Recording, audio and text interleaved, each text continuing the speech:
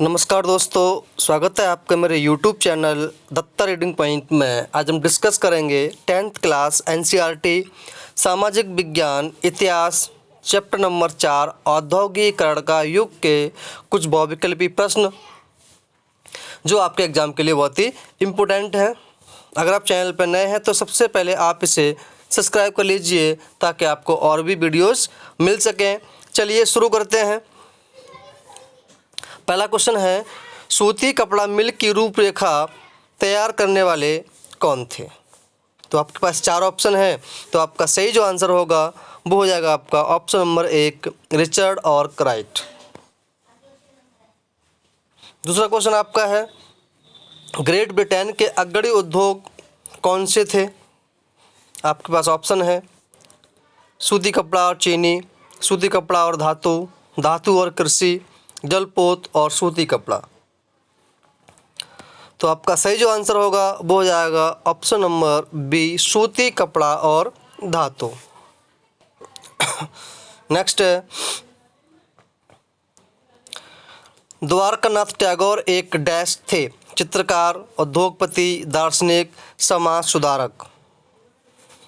तो सही आंसर हो जाएगा ऑप्शन नंबर बी उद्योगपति। नेक्स्ट है, निम्न में से किसका संबंध गुमास्तों से था? निम्न में से किसका संबंध गुमास्तों से था? व्यापारी, व्यवसायी, कंपनी द्वारा नियुक्त सुपरवाइजर, बिना वेतन के श्रमिक। तो आपका सही जो आंसर होगा वो हो जाएगा ऑप्शन नंबर ग कंपनी द्वारा नियुक्त सुपरवाइजर। अगला है, जॉबर कौन थे?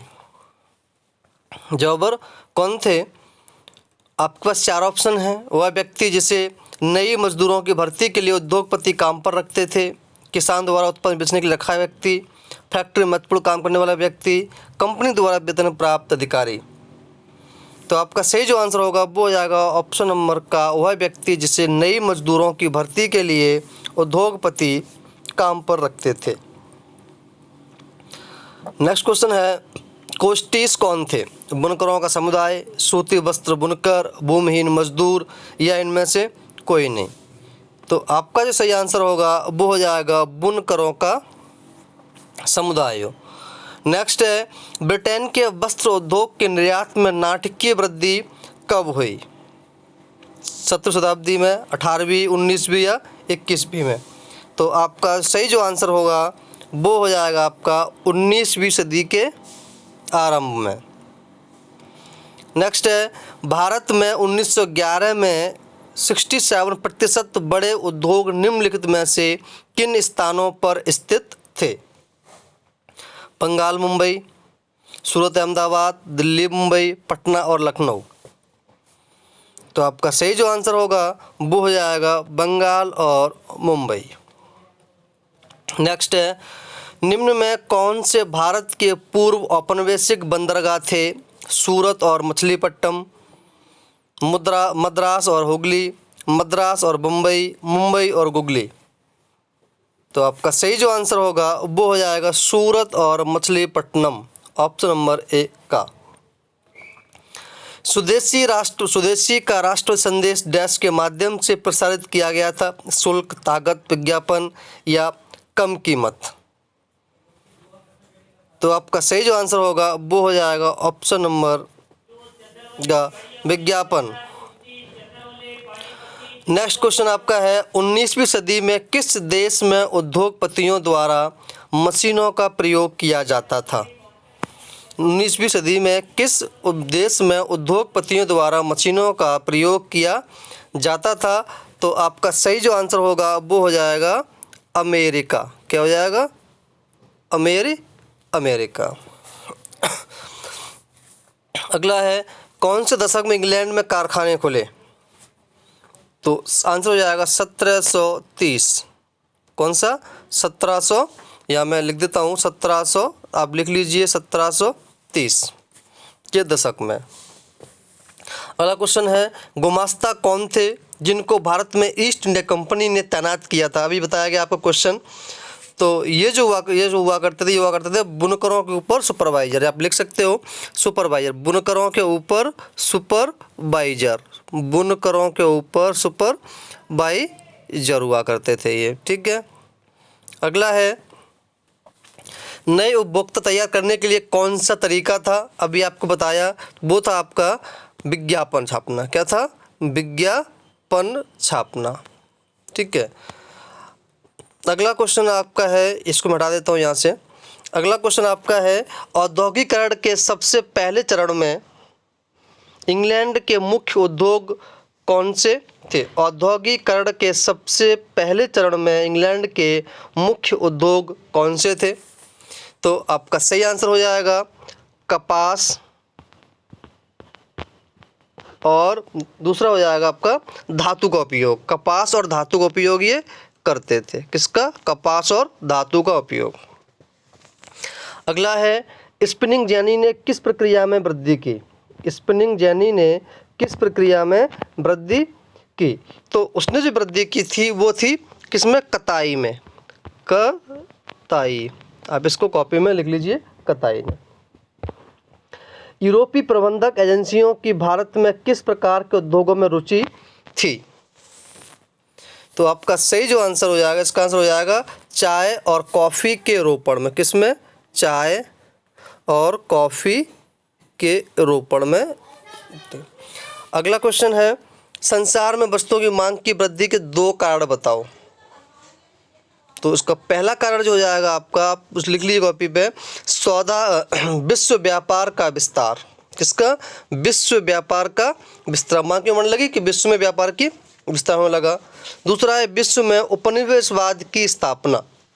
दूसरा आपका है विश्व में उपनिवेशवाद की स्थापना। विश्व में उपनिवेशवाद की स्थापना। अगला क्वेश्चन है, शहरी उत्पादन को कैसे नियंत्रित करते थे? शहरी उत्पादन को कैसे नियंत्रित करते थे?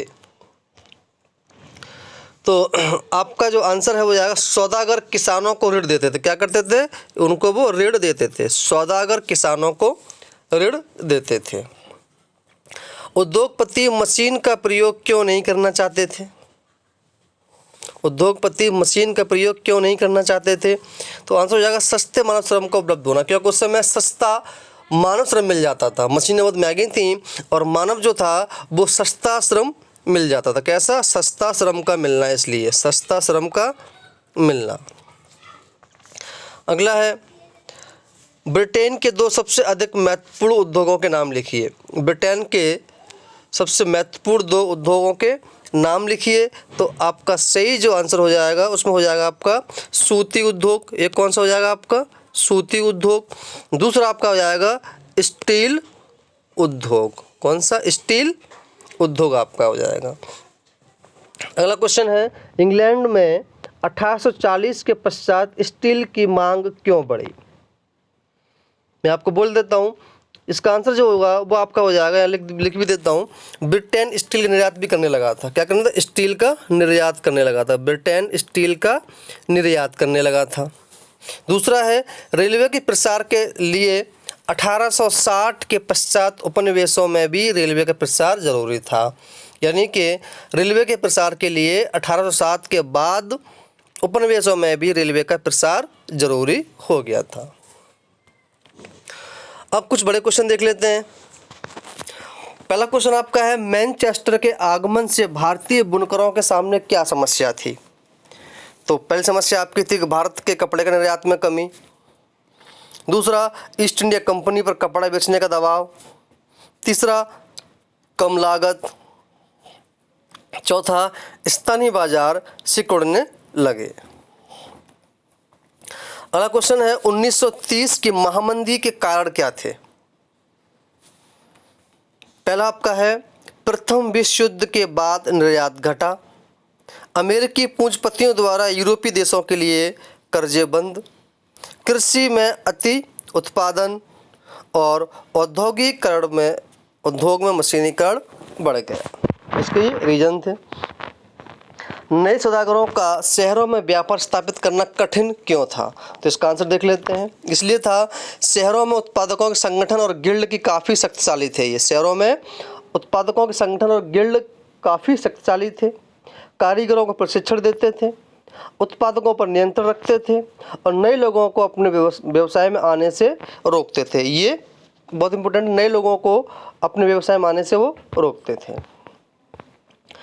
अगला क्वेश्चन है जॉबर कौन थे। अभी मैंने आपको बताया जॉबर कौन थे और नई कारखाना प्रणाली में उनकी क्या स्थिति थी। जॉबर उद्योगपतियों ने मजदूरों की भर्ती के लिए जॉबर को रखा हुआ था। जॉबर कोई पुराना विश्वस्त कर्मचारी हुआ करता था, जिसका बहुत बड़ा चमचा टाइप का होता था, जिसको बहुत बड़ा विश्वास हो। जॉबर कोई पुराना विश्वस्त कर्मचारी होता था। वह गांव से लोगों को लाता था जॉब के, जैसे आज के टाइम में देखते हो कुछ एजेंसियां होती हैं। काम का भरोसा देता था तथा शहर में बसने की मदद देता था। जॉबर मदद के बदले पैसे और तोहफों की मांग करने लगा। अगला क्वेश्चन है 19वीं शताब्दी में यूरोप के उद्योगपति मशीनों की अपेक्षा हाथ के श्रम को अधिक पसंद क्यों करते थे।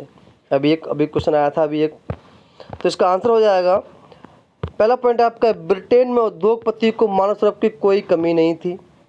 वे मशीन इसलिए लगाना नहीं चाहते थे क्योंकि मशीनों के लिए अधिक पूंजी की आवश्यकता पड़ती थी और कुछ मौसमी उद्योगों के लिए भी उद्योगों में श्रमिकों द्वारा हाथ से काम करवाना अच्छा समझते थे और बाजार में अक्सर बारीक डिजाइन और ख़ास आकारों वाली चीज़ों की मांग रहती थी जो हस्त कौशल पर निर्भर थी।